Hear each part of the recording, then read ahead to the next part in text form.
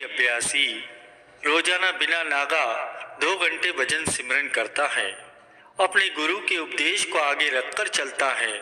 उस सत्संगी सेवक के अंदर बहुत सारी तब्दीलियां देखने को मिलती हैं। सबसे पहली तब्दीली तो उसके अंदर ये आती है कि जब वह नाम की बख्शिश के बाद भजन बंदगी पर बैठना शुरू करता है तो उसके अंदर से जितने भी विकार होते हैं वे धीरे धीरे उनसे दूर होने लगते हैं। जब हम सिमरन करते हैं, नाम जपते हैं और हमारी सूरत ऊपर चढ़ती है तो हमारा काम, क्रोध, लोभ, मोह और अहंकार से छुटकारा होने लगता है। और जैसे जैसे हम भजन बंदगी करते जाते हैं हमारे अंदर और भी बहुत सारी तब्दीलियां होनी शुरू हो जाती हैं। भजन सिमरन करने वाले एक सत्संगी का दिमाग एक आम इंसान के दिमाग से कई अलग होता है। ऐसे ही एक गुरमुख प्रेमी बहन है जिन्हें अक्सर लोग एक पागल औरत कहकर उसका अपमान किया करते थे, लेकिन उस बहन ने गुरु घर की सेवा नहीं छोड़ी। जब भी वह सेवा करती तो अपने मुंह में कुछ न कुछ बोलती रहती, जिसके कारण सभी उसको पागल कहने लगे थे और इसी वजह से उसकी शादी भी नहीं हो पा रही थी। तो जब उसने नामदान लेने की सोची कि मुझे भी नाम लेना चाहिए, तो उसने गुरु घर में एक सेवादार से इस बारे में चर्चा भी की कि मैं भी नाम लेना चाहती हूँ।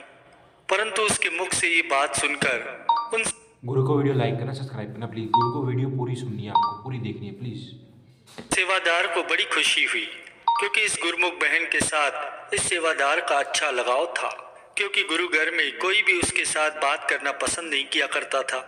इसलिए इन सेवादार को उसके ऊपर बड़ी दया आती थी, क्योंकि इस सेवादार को ये ज्ञान था कि सभी जीव मालिक के हैं और वह मालिक किसी को बहुत ज्यादा बुद्धि देता है तो किसी को पागल बना देता है।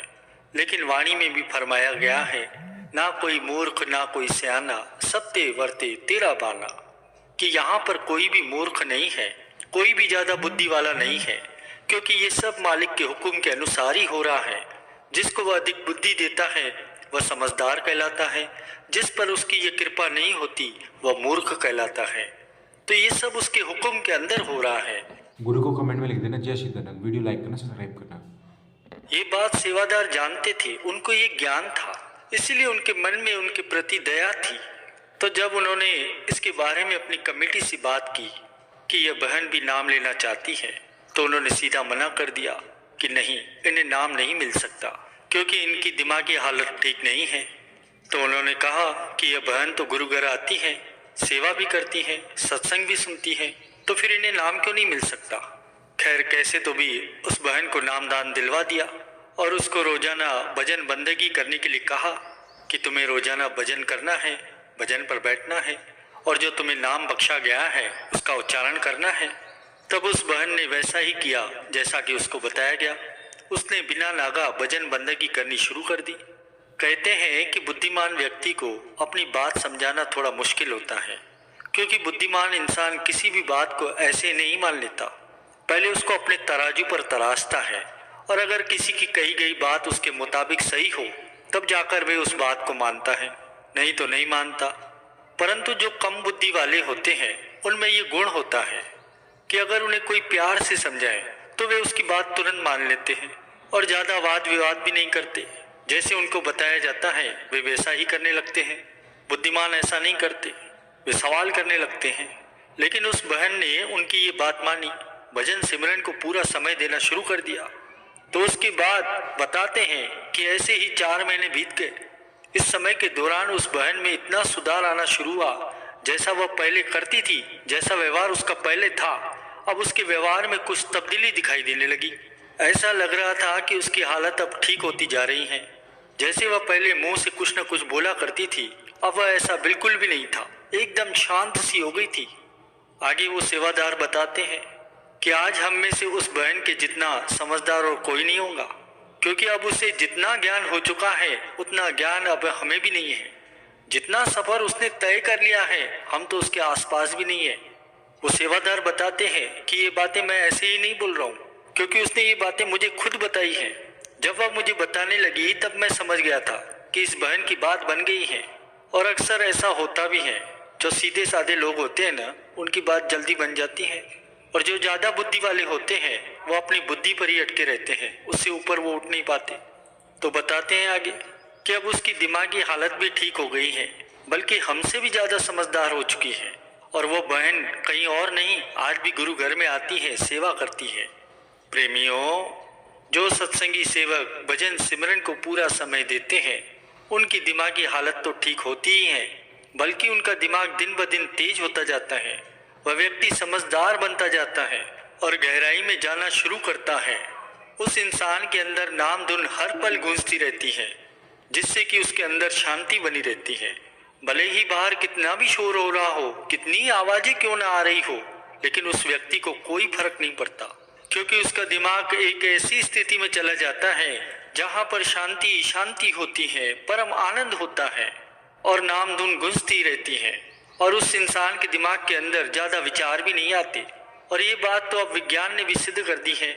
जो इंसान ध्यान करता है, उस इंसान का दिमाग एक आम इंसान से अलग ही होता है, क्योंकि एक आम आदमी के दिमाग के अंदर दिन में लाखों करोड़ों विचार आते ही रहते हैं। लेकिन जो ध्यान करने वाले इंसान होते हैं, जिन्होंने ध्यान की गहराई को जाना है, उनमें विचारों की मात्रा इतनी कम हो जाती है कि विचार नाम मात्र के रह जाते हैं और उनकी देखने, सुनने और सूंघने की क्षमता दूसरों से बहुत ही ज्यादा होती है। तो भजन सिमरन हमें कितना फायदा देता है, यह हम भी नहीं जानते। अगर हमें भजन सिमरन के फायदे पता चलने शुरू हो जाएं, तो हम सारा दिन भजन सिमरन पर ही बैठे रहें। इसलिए तो अक्सर फरमाया जाता है, भाई भजन सिमरन करो, आपको जो कुछ भी मिलेगा भजन बंदगी के जरिए ही मिलेगा। आपको जो भी हासिल होगा अंदर ही हासिल होगा। भजन सिमरन करने से हमारी आत्मा को ताकत मिलती है, उसके साथ हमारी देह भी ऊर्जावान होती है, जागरूक होती है और हम हर कार्य में जल्दी ही निपुण हो जाते हैं। क्योंकि ध्यान एक ऐसी अवस्था है जहाँ पर इंसान अपने आप को एक जगह पर केंद्रित कर लेता है और जो ध्यान करते हैं उनका मन उनके वश में रहता है। वो अपने मन के पीछे नहीं लगते, बल्कि अपने मन को अपने पीछे लगा कर रखते हैं।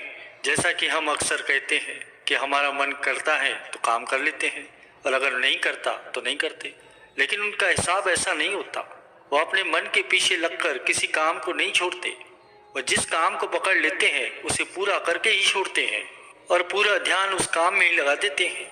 संत महापुरुष अक्सर अपने सत्संगों में फरमाया करते हैं कि हमें गृहस्थ जीवन में रहते हुए भजन बंदगी करनी है, परिवार को भी देखना है, काम भी करना है, लेकिन इस संसार में रहते हुए माया से रहित रहना है, सुरमा बनकर रहना है।